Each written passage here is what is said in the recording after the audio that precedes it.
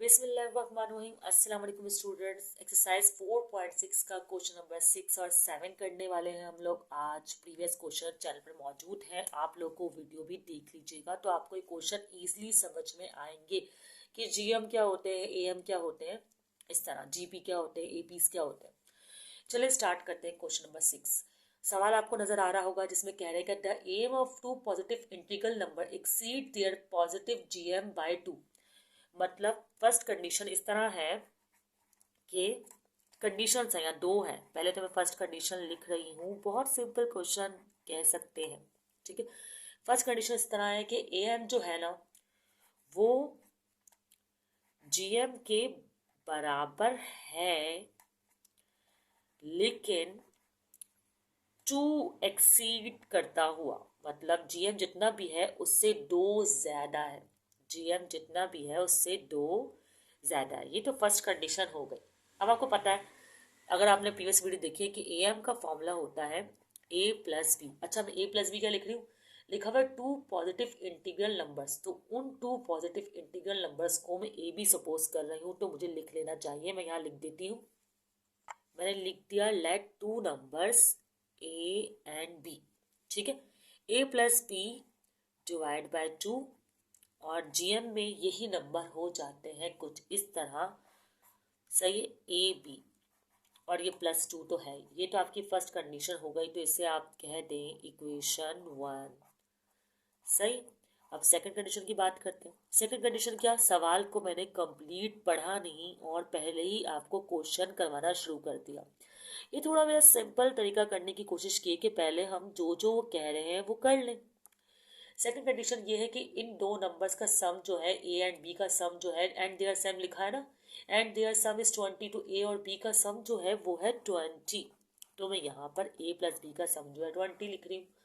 ये है हमारी सेकंड कंडीशन, तो इसे कह देती हूँ इक्वेशन, ये मैंने किस तरह लिखने की कोशिश की, खैर इक्वेशन 2 है ये, ओके।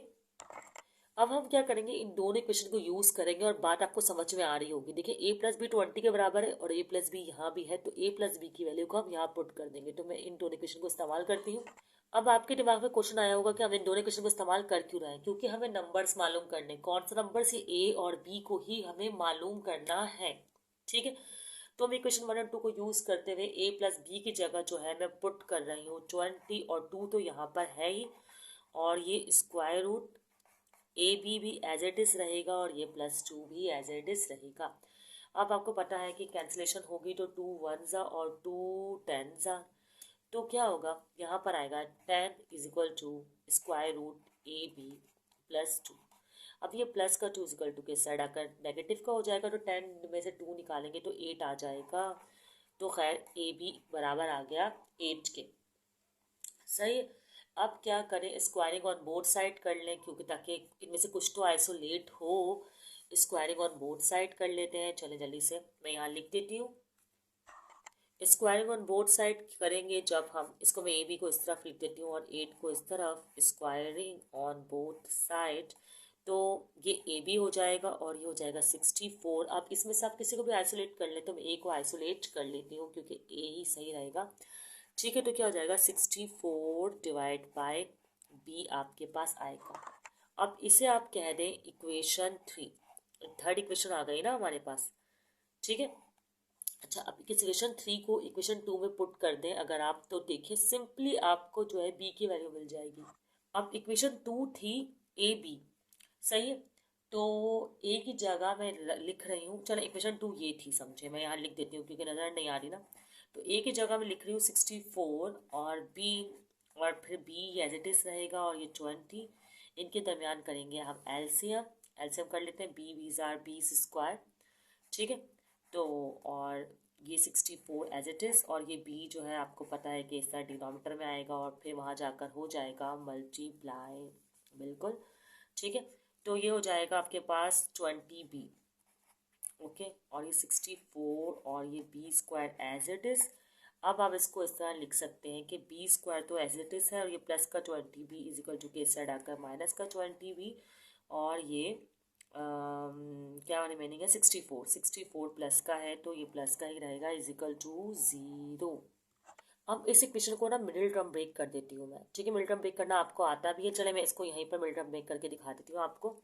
ये बी स्क्वायर है ना, तो मुझे लगता है कि बी स्क्वायर -4b और -16b +64। अच्छा, माइनस इसलिए देखिए, ये भी पॉजिटिव और ये भी पॉजिटिव, तो हमें ऐड करके ही 20 आएगा। और मिडिल टर्म ब्रेकिंग कैसे होती है ये हमने इतनी वीडियोस में कर लिया, अगर आप लोग देखते आए हैं तो।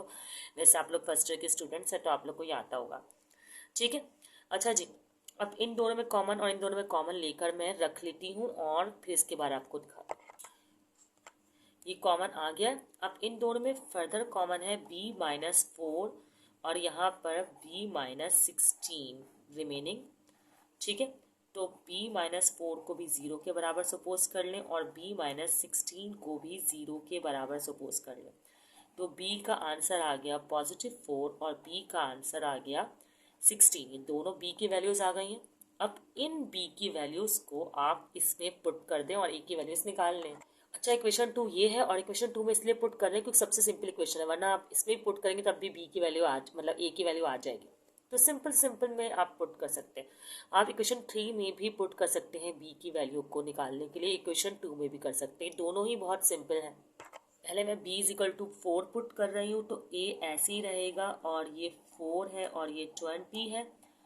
तो पॉजिटिव का 4 के सेट जाकर नेगेटिव का 4 हो जाएगा, तो 20 - 4 a की वैल्यू आ जाएगी हमारे पास 16, ठीक है। अब हमें पुट करना है b की वैल्यू 16। ओके, जल्दी से पुट कर लेती हूँ। b = 16।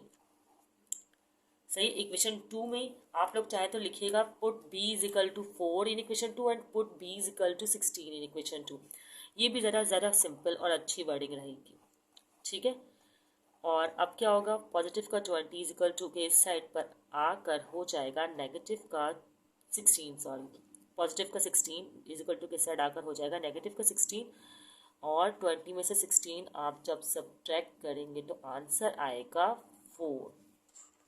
ये रहे आपके आंसर्स, ये रहे बी की वैल्यू, ये रही ए की वैल्यू। जो नंबर्स निकालने को कहे थे वो आ गए। बहुत सिंपल सा क्वेश्चन है, इसके रिव्यू की इतनी नीड नहीं है। क्वेश्चन नंबर 7 स्टार्ट करते हैं।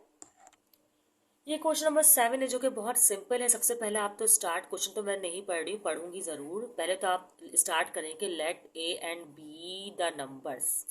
लेट, क्या लिख रही हूँ मैं, एक मिनट में लिख लेती हूँ पहले। यहाँ आप लिख लीजिएगा let the two numbers A and B, ठीक है। अच्छा, अब आपको कहा हुआ है the A M between two number is 5, मतलब ए एम आपको गिवन है जो कि है 5। तो पहले तो आप ए एम का फॉर्मूला सपोज कर लें जो कि है a+b/2। और जहाँ ए एम आपको 5 गिवन है वहाँ आप 5 लिखें। बहुत सिंपल से क्वेश्चन, जल्दी से कर लेते हैं इसको, इसलिए मैं ऐसा करवा रही हूँ। और ये 2 जो है जो डिवाइड में है = के इस साइड आकर हो जाएगा मल्टीप्लाई में, तो हमारे पास आ जाएगा 10, ठीक है। 10 = a+b, ये यहाँ पर वैल्यूज आई हैं। ओके, इसको कहते हैं इक्वेशन 1। सही है, यहाँ तक तो ये काम हो गया। अब सेकंड चीज़ क्या दी हुई है, and their positive GM is 4। अब जीएम जो आपको दिया हुआ है वो दिया हुआ है 4। तो पहले तो जीएम का फॉर्मूला लिखे हैं आप लोग और फिर स्क्वायर रूट। इसको इसलिए इस तरह करवा रही हूँ कि आप लोग कर चुके हैं, ठीक है। ए बी और जीएम आपको 4 दिया हुआ है, इसको आप एज इट इज से लिखें, सही है। और स्क्वायरिंग ऑन बोथ साइड करते हैं। अब मैं लिख देती हूँ यहाँ पर। अब स्क्वायरिंग ऑन बोथ साइड की तो क्या होगा, ये हो जाएगा 4 4 से 16, बल्कि स्क्वायरिंग करके दिखाते हैं ना, इट्स मोर बेटर, ठीक है। स्क्वायरिंग, सही है। तो हमारे पास आ गया 16 और यहाँ पर स्क्वायर रूट से रूट कैंसिल और ये आ गया ए और बी। और उसके बाद ये थोड़ा कॉपी से शायद सही नहीं रखी मैंने। अच्छा, ए को आइसोलेट करना है तो क्या होगा, 16/b। आप इसको कहते हैं इक्वेशन। आप बी को भी आइसोलेट कर सकते हैं, इसमें कोई प्रॉब्लम नहीं, इसे कहते हैं इक्वेशन 2। ओके, अब आपको करना सिंपली ये है कि ये जो ए की वैल्यू है इसे इक्वेशन 1 में पुट कर दें, क्योंकि 2 ही तो इक्वेशन है, इन्हीं को तो सॉल्व करना है। तो ए की वैल्यू को मैं इक्वेशन 1 में पुट कर रही हूँ, 10 एज इट इज, ए की जगह 16/b और ये बी भी एज इट इज, ठीक है। अब इसका हम एलसीएम करते हैं तो ये हो जाएगा 16 और ये b² और इस तरह ये b, ठीक है। अब b यहाँ पे डिवाइड में है तो इक्वल टू के इस साइड आकर हो जाएगा मल्टीप्लाई में 16 और प्लस बी स्क्वायर। आपको पता है क्वाड्रेटिक इक्वेशन में ये बी स्क्वायर पॉजिटिव रहना चाहिए, तो ये तो इजिकल टू के इस साइड ही रहेगा और ये प्लस का 16 भी इधर ही रहेगा, ये प्लस का 10 भी इजिकल टू के इस साइड आकर माइनस का 10 भी हो जाएगा और ये प्लस का 16 ऐसे, ठीक है। आप इस तरफ 0 लिखें या उस तरफ लिखें एक ही बात है। अब आप लोग क्या करेंगे, कर सकते हैं इसकी मिडिल टर्म देके। देखिए अब मैं इसको इस तरह लिख रही हूँ, ये B square as it is और 2 8 सा ईजिली हो रही है तो 2b minus 8b plus 16 is equal to 0, ठीक है। तो b कॉमन, तो b माइनस 2 यहाँ पे रिमेनिंग, यहाँ पर h कॉमन और b माइनस 2 रिमेनिंग। आपको पता है जब माइनस कॉमन लेते हैं तो साइन चेंज हो जाता है, तो आप लोग इसी तरह ही करेंगे, ओके। अब b माइनस 2, ओके, और ये हो गया b minus 8 is equal to 0। आपको पता है कि b माइनस 2 भी एक मिनट, b माइनस 2 को भी आपको 0 के बराबर सपोज करना है बराबर, और b माइनस 8 को भी आपको 0 के बराबर रखना है। अब ये माइनस का 2 इजिकल टू के इस साइड आकर पॉजिटिव का 2, ये माइनस का 8 इजिकल टू के इस साइड आकर पॉजिटिव का 8 हो गया। अब ये b की वैल्यू आप चाहे तो इक्वेशन 2 में पुट करें या इक्वेशन 1 में पुट करें, a की वैल्यू निकाल लें, तो मैं इस बार ये b की वैल्यू इक्वेशन 2 में पुट करने वाली हूँ। तो क्या है, a तो एज इट इज है, 16 भी एज इट इज है, b की जगह में रख रही हूँ 2, तो क्या होगा, कैंसिलेशन होगी, 2 1 ज़ा और 2 8 ज़ा, तो a का आंसर मेरे पास आ जाएगा 8, ठीक है।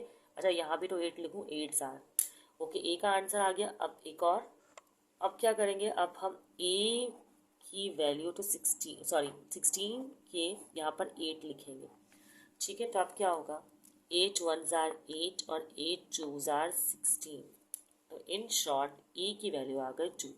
तो जो नंबर्स आपको सवाल में मालूम करने के लिए कहे थे वो आ गए, ठीक है। बहुत सिंपली है। चले मैं आपको अब इस क्वेश्चन का रिव्यू दे देती हूँ। इस क्वेश्चन में आपको am जो कि 5 था और gm जो कि 4 था वो गिवन था। आपने फॉर्मूला लगाया और बस इक्वेशंस बना दी, जो कि हो गई इक्वेशन 1 और इक्वेशन 2।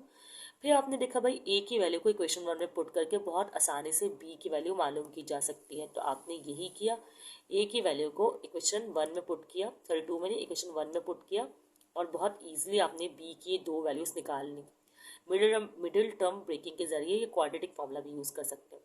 फिर इस b की वैल्यू की आपकी मर्जी थी, आप इक्वेशन 1 में प्लेस करते या इक्वेशन 2 में प्लेस करते, दोनों से आंसर ने सेम ही आना था, तो मैंने इक्वेशन 2 में प्लेस किया और a की वैल्यूज़ भी निकाल ली जो कि हमारे क्वेश्चन में रिक्वायर्ड थी। बहुत सिंपल सा क्वेश्चन था और आसानी से सॉल्व हो गया। अगर आपको कोई क्वेश्चन पूछना हो तो कमेंट सेक्शन में ज़रूर पूछा करें और दुआओं में याद रखिएगा। अल्लाह हाफिज़।